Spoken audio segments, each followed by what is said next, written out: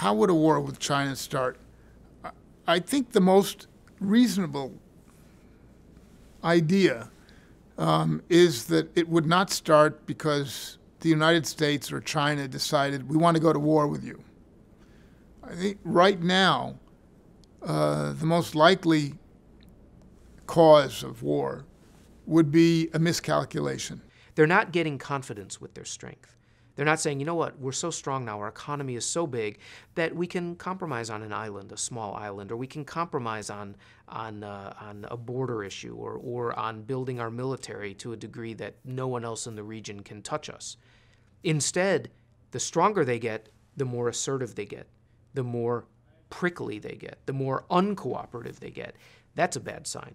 So people say, oh, the world's, number 2 and 3 economies will never go to war. Well, how many wars were really deliberately started with an intent to go to full world war?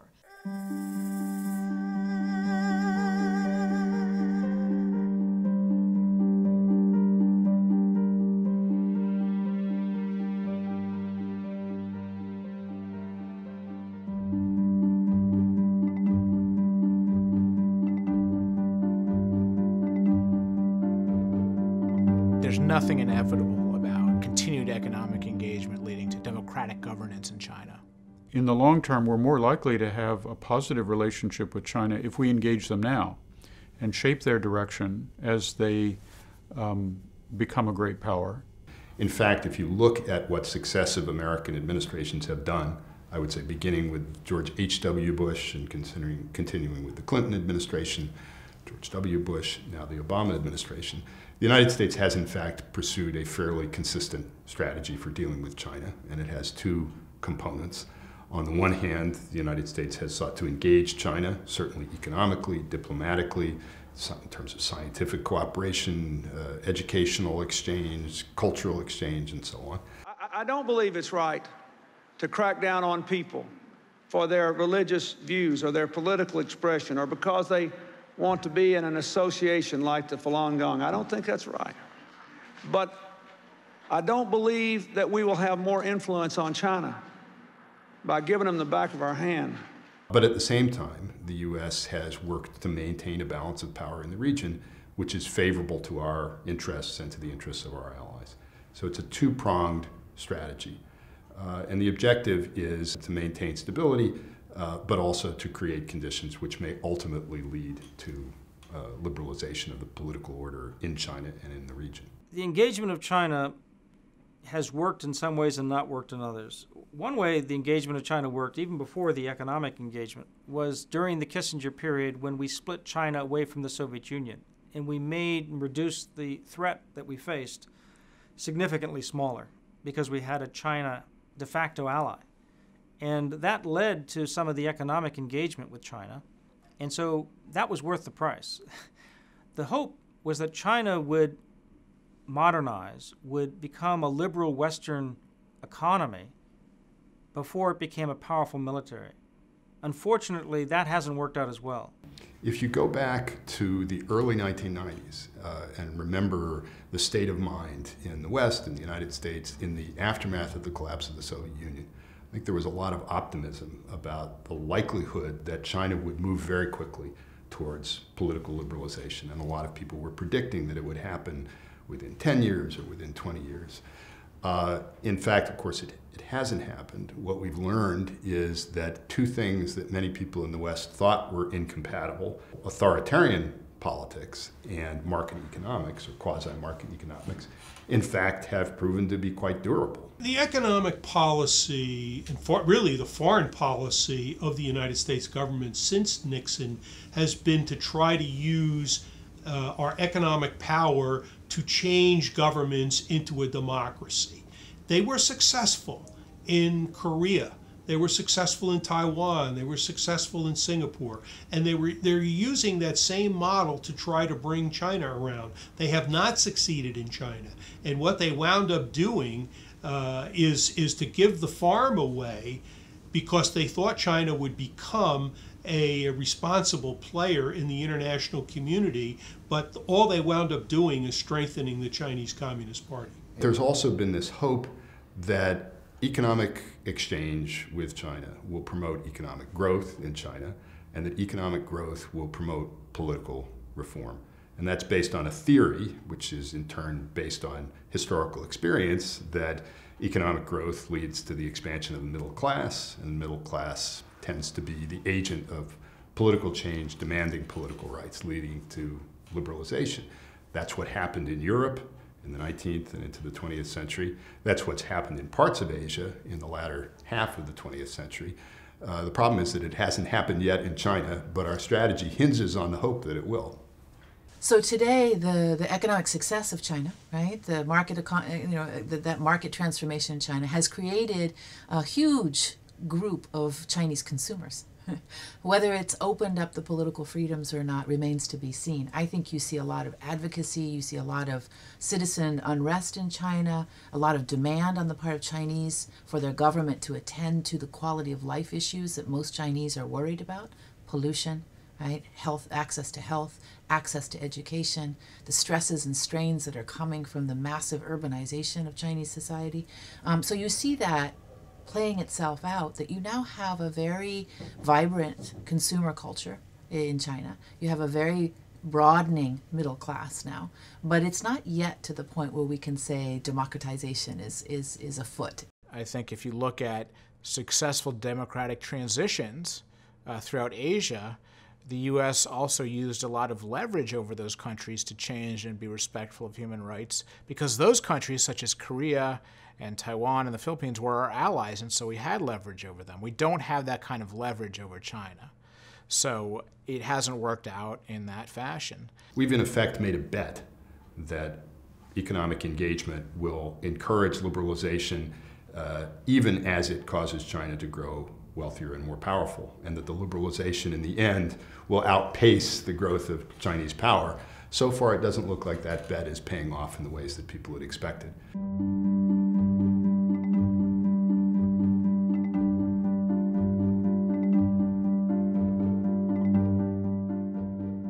Business interests have been arguing that if we just trade with China, it will become a free market, democratic system. That has utterly failed. China is becoming less democratic, they're becoming more repressive, and their markets are becoming less free. Economic growth in China has not led to its becoming more democratic. It has led to a more sophisticated, better financed form of authoritarianism. Economic growth has somewhat paradoxically strengthened the hand of the regime, at least for the time being, because it's enabled the regime to provide benefits to a large part of the population. So a portion of the regime's claim to legitimacy is their ability to provide year after year improved quality of life. So in that sense, engagement, trade, economic growth have thus far not promoted political liberalization, but rather given the regime something to stand on. China has found a way to turn economic engagement, which we thought was going to be a weapon in opening up and changing them, against us.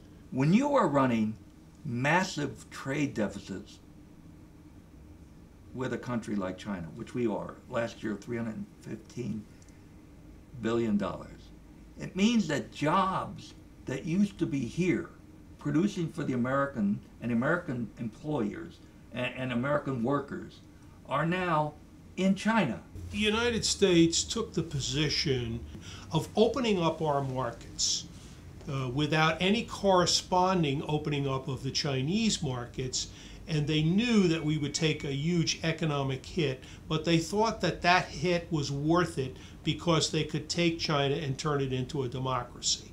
As it turned out, that never happened. And China took advantage of every opportunity and started even getting much worse in terms of gaming the free trade system. And they are strengthening their own military capabilities and their technological strength upon which some of these military capabilities are built. They're growing them, and ours are weakening because things we used to make are now being made there. Our ability to innovate. When you're not making things, you can't innovate. So we're weakening our own military capabilities. You can't do your R&D here and do your manufacturing there. You can't move your manufacturing overseas and not move your technology and all your engineering. I mean, it's nice to do R&D and come up with a super duper design or a new product, but if you can't make it, what's the sense of doing the R&D? So that the new products, the next cutting edge product, is being developed there where the manufacturing's going on in China rather than here where the manufacturing was and now is no longer.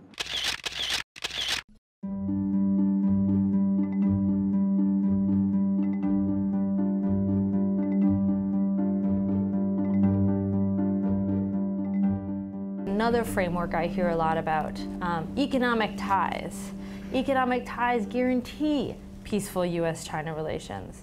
I think this is actually a very dangerous idea as well. This interdependence that we have, that we all have with this growing Chinese economy today, is really pretty significant. It's not something that the United States, Japan, or the European Union can turn off on a dime. I've talked about the fact that I think China cannot rise peacefully probably 100 times. And the argument that is used against me most often is clearly the economic interdependence argument. And it goes like this. The United States and China and its neighbors are all hooked on capitalism. And everybody is getting rich in this world of great economic interdependence. And nobody in their right mind would start a war because you would in effect be killing the goose that lays the golden egg. So that what is happening here is that economic interdependence has created a situation where it's a firm basis for peace. I think this is wrong. People have believed for a long time that trade was a source of stability and peace, and I think in the large sense that's true, or on average, historically that's been true. Unfortunately, it's not a guarantee. I'd like to think that economic interdependence would create sort of this rational cost and benefit analysis that would tend to bolster deterrence, that it would have a self-deterring effect on both sides, since a war would obviously destroy that interdependence and would incur enormous economic costs on both sides.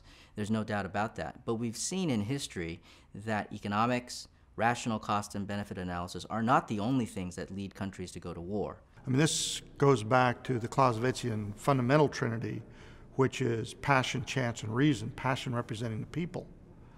And once your war starts, Clausewitz notes that the government has less control and the people take more control because passion takes over. And so I think if you include those more intangible elements of why states go to war, then I think it would be prudent for us not to rule out the possibility of a crisis and maybe even conflict between China and the United States.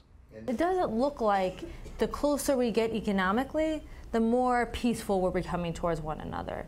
The people ties are not showing some of the trends we'd hope for. It looks like actually the more people interact with each other around the whole region, this is not just US-China, but including India, Vietnam, Japan, the more they realize they don't like each other.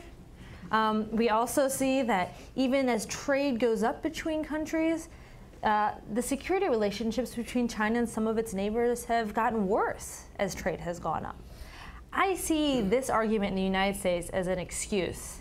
It's a lazy idea that I've heard when we want to talk about hard security issues. It's a wave of the hand to say, we don't have to worry about that because the United States and China are such large trading partners that we'd never fight each other. Maybe on average, day to day, the most important factors in the relationship are economic, but the strategic element is never gone. Look at the relations between China and Japan right now. These are two countries, again, that have extremely important trade and investment relations, and where China arguably benefits more than Japan in certain respects. That hasn't prevented the Chinese from taking steps that raise the risk of conflict with Japan, and which may, in the long run, dissuade Japanese companies from investing in China and so on, because there are other motivations. There's nationalism, there are strategic calculations. So economics doesn't provide a guarantee of peace.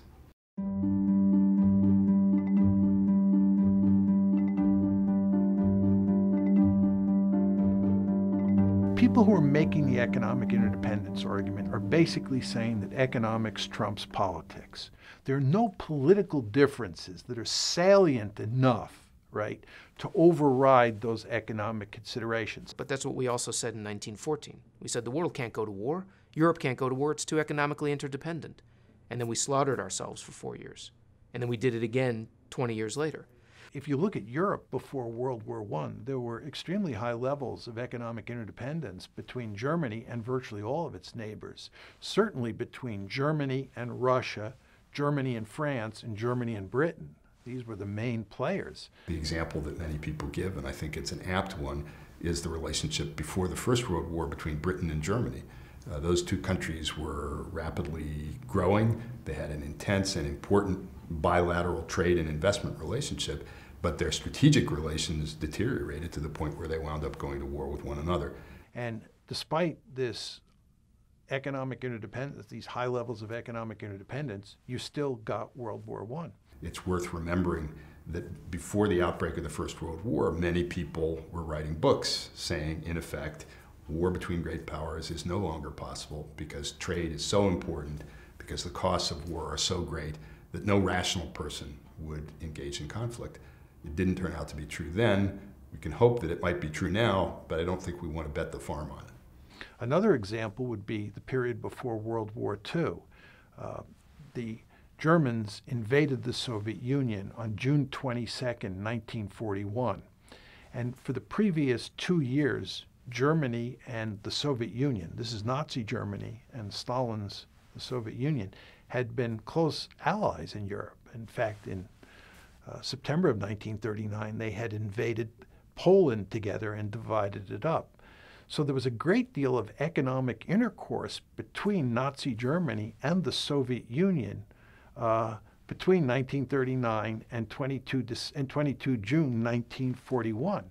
Nevertheless, that economic interdependence did not prevent World War II from escalating into a major war between Moscow and Berlin. And in fact, there are all sorts of stories about the German forces invading the Soviet Union and passing trains that were going into the Soviet Union that were carrying German goods, and trains coming from the Soviet Union towards Germany that were carrying Soviet raw materials and some Soviet goods as well. So there was economic interdependence between Germany and the Soviet Union, and yet you still got a war. We can't simply assume that we can just let interdependence do its work. And just to give you an example or two, Taiwan. The Chinese have made it clear that if Taiwan were to declare its independence now, they would go to war against Taiwan, even though they fully understand that that would have major negative economic consequences for Beijing. They understand that, but they would go to war anyway. Why? Because from a political point of view, it is so important to make Taiwan a part of China that they could not tolerate Taiwan declaring its independence. China considers Taiwan to be the last lost piece of territory during the Century of Humiliation, that this is a sacred imperative on the part of the Chinese to retake Taiwan and bring Taiwan back into the embrace of the motherland. Another example is the conflict in the East China Sea between Japan and China over the Diaoyu or Senkaku Islands. It is possible to imagine those two countries, China and Japan, actually ending up in a shooting match over a bunch of rocks in the East China Sea. How can this possibly be? Because it would threaten the economic prosperity of both countries. It would have all sorts of negative economic consequences. But the fact is, from the Chinese point of view and the Japanese point of view, these rocks are sacred territory. The politics of the situation are such that it is conceivable that should a conflict arise, it will escalate into a war because politics will trump economics.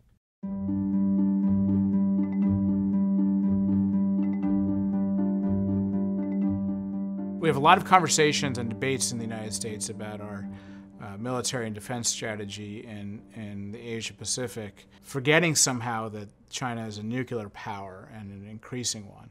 And there's no real way anymore to think about how we would employ conventional forces in the Asia Pacific without thinking about the right conventional nuclear mix and the kinds of signals and messages we need to send to the Chinese to enhance deterrence.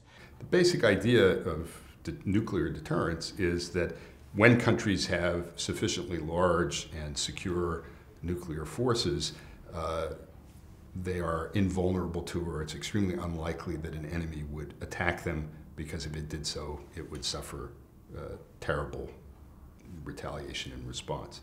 The key to Chinese nuclear deterrence is to have a assured second strike capability. In other words, if the United States were ever to engage in a disarming first strike with nuclear weapons, China would preserve some retaliatory capability to inflict unacceptable damage on the United States by, say, targeting key American cities along the American West Coast.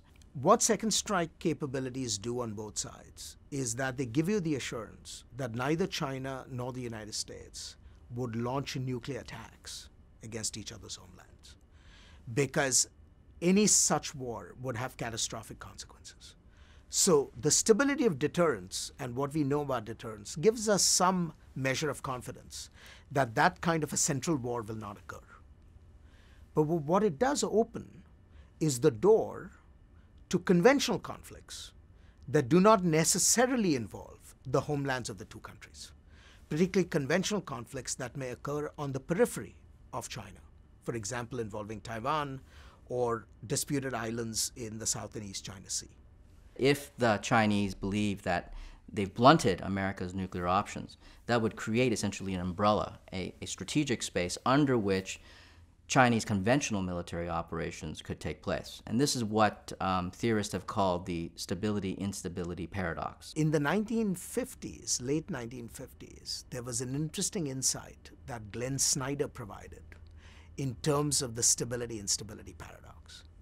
And what Snyder suggested was that the moment you have an equilibrium at the nuclear level, at the highest level, it only pushes the conflictual and the competitive interactions to elements that go below the issue of central war between two countries. And we find ourselves with exactly that same situation today regarding China and the United States. In other words, having nuclear deterrence on both sides, having an assured nuclear retaliatory capability on both sides may create strategic stability at the highest level, at the nuclear level, that then opens up space for either proxy wars or lower level conventional wars under the umbrella of mutually assured deterrence. And so having nuclear weapons does not necessarily ensure that there will be no war. It simply opens up different avenues for different kinds of wars under the nuclear umbrella. So a war could break out between two nuclear powers involving non-nuclear forces, or so-called conventional forces. And in fact, if both sides believed that they had secure retaliatory nuclear forces, each might avoid the use of those forces, and a war could conceivably be fought out at the conventional level. Until very recently, China didn't have sufficient conventional capabilities to be able to even imagine undertaking a conventional campaign against U.S. forces in the Western Pacific. That's no longer the case. So I think that nuclear weapons are a force for peace between the United States and China in the sense that they rule out World War III. But I do think it's possible that the United States and China could end up in a limited war over, let's say, Taiwan, over Korea, over the Senkaku or Diaoyu Islands in the East China Sea, or over a series of islands in the South China Sea. Chinese military planners are military professionals. Their job is to prepare for war if war ever comes, just as that's the job of American military professionals. And it seems that they are trying to build weapons and other kinds of systems that would serve a doctrine, which they do talk about now, the purpose of which would be effectively to knock the United States out of the region with conventional forces, with a very quick attack on a relatively limited number of bases and facilities on which the U.S. depends to maintain its capacities in that part of the world. Now you see, this is the core problem. Does it make sense to have a presidentially set strategic goal of limiting strategic rivalry, but to have the militaries of each country, for valid reasons looked at in a narrow military context, engaging in activities and programs which are contributing to increased strategic rivalry? China, for a long time, had no capacity to strike at the United States with nuclear weapons. It's thought that it wasn't until the 1980s that they began to deploy a small number of weapons capable of hitting the United States. It may have been a couple dozen. In the last 10 years or so, and now we're seeing increasingly, China is expanding their nuclear force. They're adding significant numbers of land-based mobile missiles, which are presumably less vulnerable to preemptive attack than fixed missiles, which is what the Chinese had before. They're beginning to plan the deployment of submarine-launched ballistic missiles, also some of them capable of striking the United States. So they seem to be interested in acquiring a much more secure second strike force than they had previously. That in itself might not be cause for concern, but it's when it's seen in conjunction with the buildup of their conventional capabilities that it becomes worrisome.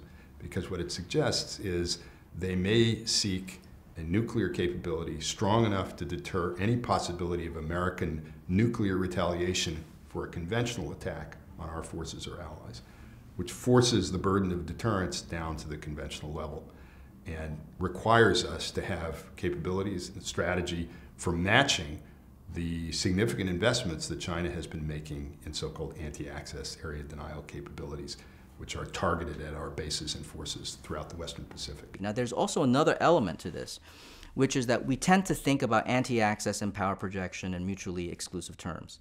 I actually think that those two concepts actually work together. They actually complement each other, because if the Chinese can hold up an anti-access wall out into the Western Pacific, far into the Western Pacific, carve out essentially a no-go zone somewhere between the first and second island chain, that means that Chinese power projection forces are free, more free to operate and project power underneath that umbrella to coerce weaker adversaries. They began to develop these capabilities, it appears, as a way of deterring the United States from contemplating coming to the assistance of Taiwan in the event of a war between the mainland and Taiwan. Now it looks like the Chinese are expanding those capabilities and potentially would like to have a similar capacity to dissuade the United States or to give American leaders pause about whether, in fact, to intervene in the event of conflicts that might include Japan or Vietnam or the Philippines, South Korea. If China can blunt the United States at the nuclear level and can blunt the United States at the conventional level, that protective umbrella frees up space for China, say, to coerce much weaker allies against, say, the Philippines or other Southeast Asian countries that cannot compete conventionally against Chinese naval and other military forces. Some argue that Chinese history, particularly because it's a traditional Chinese Confucian culture, means that China likes harmony and to solve disputes by peaceful means. This is what I call the Confucian-Pacifism argument. And the argument is that China has historically not behaved in an aggressive way towards its neighbors. It's behaved in a Confucian way, which is to say that it's behaved very defensively. It's not been aggressive at all. And to the extent that China has been involved in wars, it's due to aggression on the part of its neighbors. In other words, China is always the good guy, and its adversaries in wars are always the bad guys. This is a lot like American exceptionalism, right? Americans believe that they're almost always the good guy, and it's the other side that is the bad guy. We tend to see the world in very black and white terms, where we're the white hats and the other side is the black hats. The same thing is true with Confucian pacifism. It's basically a story that says, you know, the Chinese are the white hats. But that's I think, a misreading of Chinese history. The fact is, if you look at Chinese history, what you see is that the Chinese have behaved over time much like the European great powers, the United States and the Japanese. They have behaved very aggressively whenever they can. And certainly Confucianism, to the extent that it still really animates Chinese decision-maker or is followed by it, is more about hierarchies and about how other countries ought to be deferential to China. China is the Middle Kingdom, and China should be respected as such. And certainly through other dynasties before the People's Republic of China, the Ming Dynasty and the Qing Dynasty, China was willing to use force and coercion to ensure that other countries paid tribute to it and were deferential to it. And when they have not behaved aggressively, it's largely because they didn't have the military capability to behave aggressively. But the idea that China is a country that has not acted according to the dictates of realpolitik and has always been the victim, not the victimizer, is clearly contradicted by the historical record. So I don't think that the arguments that Confucianism equals peace or Chinese history is a peaceful one is true or accurate.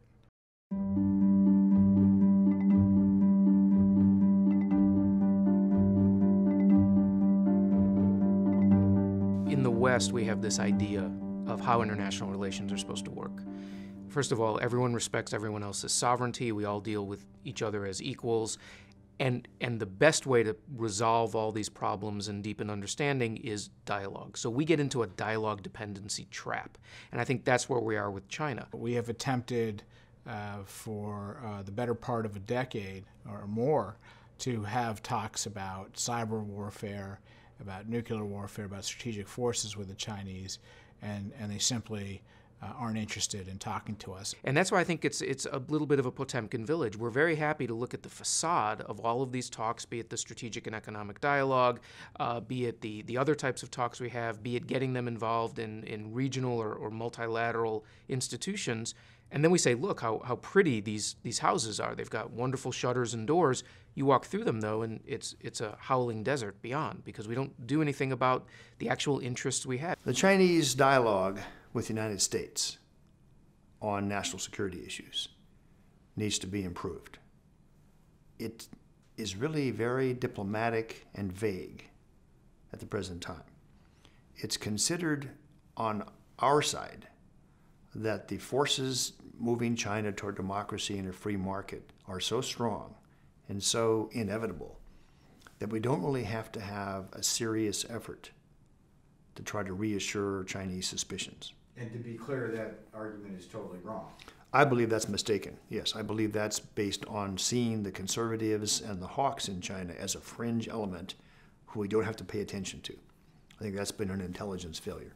I'll be the first to say it's not necessarily easy from an American point of view to have dialogue and mutual understanding with the Chinese. But I think there are some people who say, well, therefore, you really can't trust or make progress through dialogue because this narrative that the Chinese have is so obstructing. And I think that's demonstrably not true. We've been doing these types of dialogues now with the Chinese for well over a decade and a half. In this level, you could even go back to President Nixon. Relations are worse than ever. Relations are not getting better because we're talking more. In fact, I would argue relations are getting worse because when we talk, we have no meaning. Talk is cheap, but people really pay attention to actions. I think we're better off, instead of having a lot of talk, that we should let them know action produces reaction. We would prefer not to react, but when they build up and threaten X, we will respond with Y. And that can be said quietly, it can be said directly. And unless we're willing to do that, then I think we're going to have real trouble containing these people. I think we need to avoid a sort of polarized discussion. You either can talk to the Chinese or you can't. I would say you can, but it's difficult.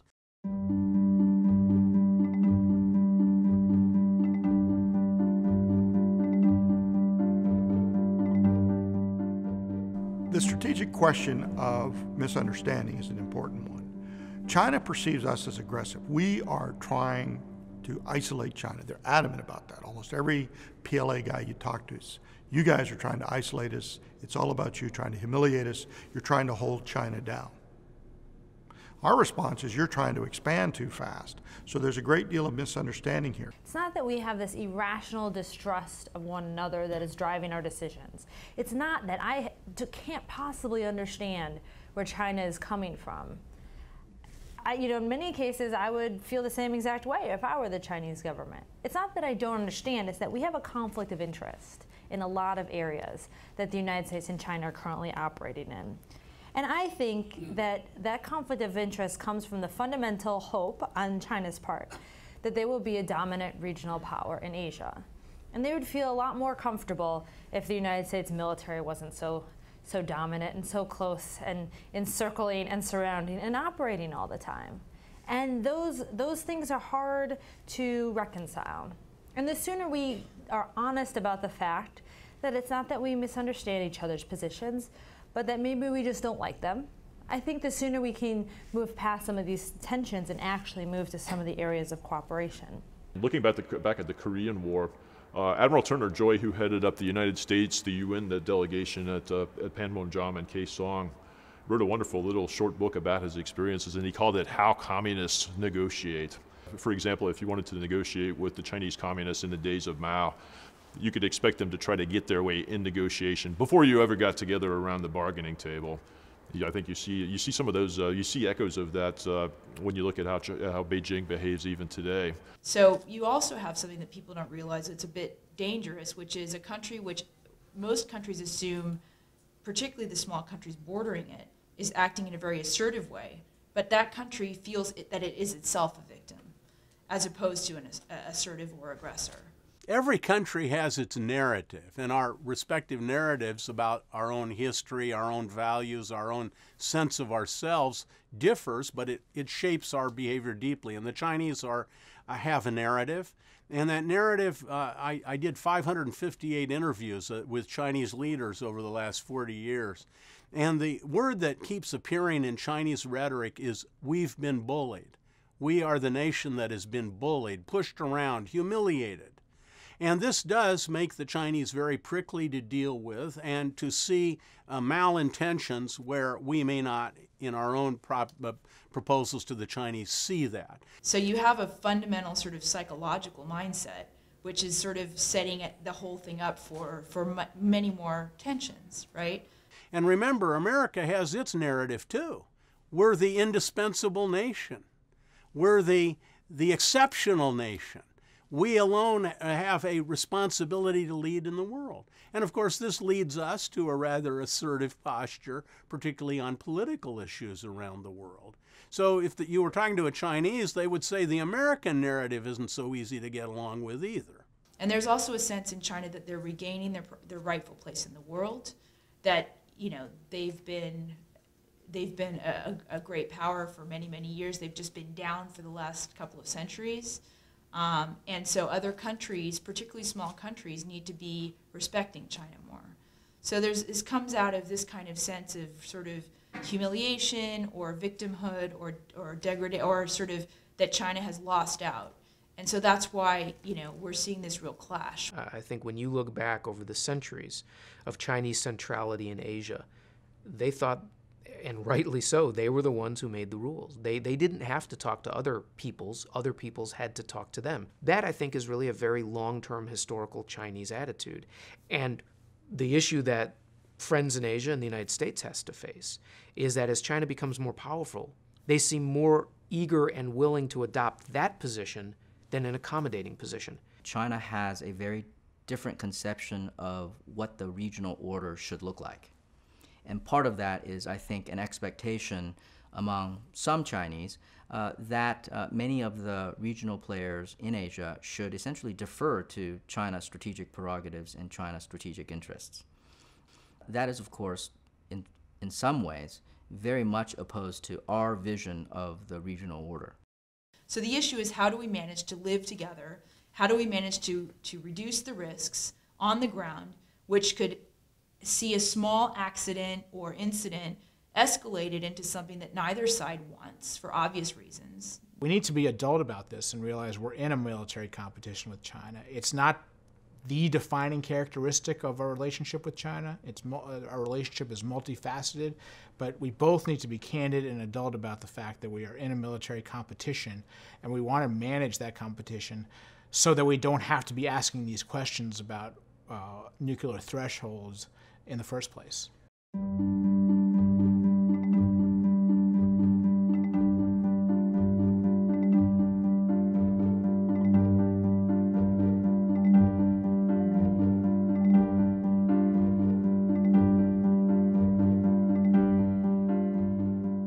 How do you get deterrence? Americans and Chinese, I believe, think about this differently, and it creates a huge problem. The challenge here is that each country seeks very different things, and indeed the United States and China have extraordinarily divergent assessments of strategic culture, what's important when it comes to issues like deterrence. For instance, the United States is all about showing you what we got. Look how powerful you are. You don't want to screw with us. I think the United States, because we've been the preeminent military power in the world since World War II, basically thinks you deter by showing your capability and making it clear to the opponent that they cannot prevail, and the cost of trying is going to be so high they're going to decide it's not even worth going down that road. China seeks deterrence often through uncertainty, leaving potential adversaries with questions with just how capable they are. They've usually been the weaker party. And therefore, how they try to deter is to keep the opponent uncertain of what they have. Obfuscate the situation, obfuscate your capabilities. So we have us believing clarity and capability leads to deterrence. We are all about establishing mechanisms for dialogue in a crisis. China, much more hesitant. There, they think obscurity and non-transparency will deter us because we're not sure what China can do or what China would do or how China would react. Part of it may be cultural, either cultural in the sense that they don't want to look weak and display that they may not have the same capabilities we have, and part of it is just this deterrence culture of concealment, and they just don't want to say what they have. But that's very, very dangerous for both of us. Now, of course, when we are dominant, we feel secure. The problem is when we're dominant, others may feel insecure. And so how you find a stable point of balance when one wants to be absolutely dominant, there is no equilibrium point if the other person wants to feel secure. It is American forces that are deployed very close to the Chinese homeland, and they don't want those American forces to have a degree of confidence that in a crisis the procedures were worked out in advance and they'd have a get-out-of-jail-free card, right? Seatbelts for the speeder.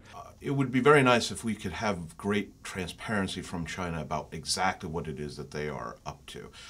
As the Chinese, however, like to point out, transparency does not necessarily benefit both sides. And so one of the great differences between us and China versus us and the Soviet Union is a very different relationship when it comes to transparency. That makes it much harder to determine exactly what it is that China is trying to do. During the Cold War, there was actually a huge amount of communication between Washington and Moscow, including the famous hotline that the president could pick up and talk to the Soviet leader. We have nothing like that with China. And so if we get to the point of a crisis where we truly want to show our intent, the question is, how do you do that from a military perspective? So the Chinese, if anything, want a degree of uncertainty in the minds of those who deploy near Chinese borders. They want always for them to be thinking in the back of their minds, well, I've got to be careful here because things could get out of hand. The challenge here, of course, is things can get out of hand. And so one of the great and important missions of the next phase of military diplomacy between the United States and China is to try to overcome these obstacles with respect to strategic culture and find a common way for our two great nations to work together and avoid mishaps. There is a school of thought that believe that we need to continue to engage China at the military to military level, so to enhance military to military relations, to increase trust, and to create channels of communications so that there aren't miscalculations, say, at sea or in the air. In order to avoid such a war, you need to have mechanisms in place, such as we saw in the Cold War between the US and Russia, ways in which you can interpret signals from each side, understand their intentions more, have direct bridge-to-bridge communication, and have abilities to de-escalate an incident before it gets to the top. I think that those are all laudable goals, but those are largely tactical issues. And having more military-to-military exchanges are all to the good, but the problem is they do not address the fundamental differences in strategic interest in East Asia.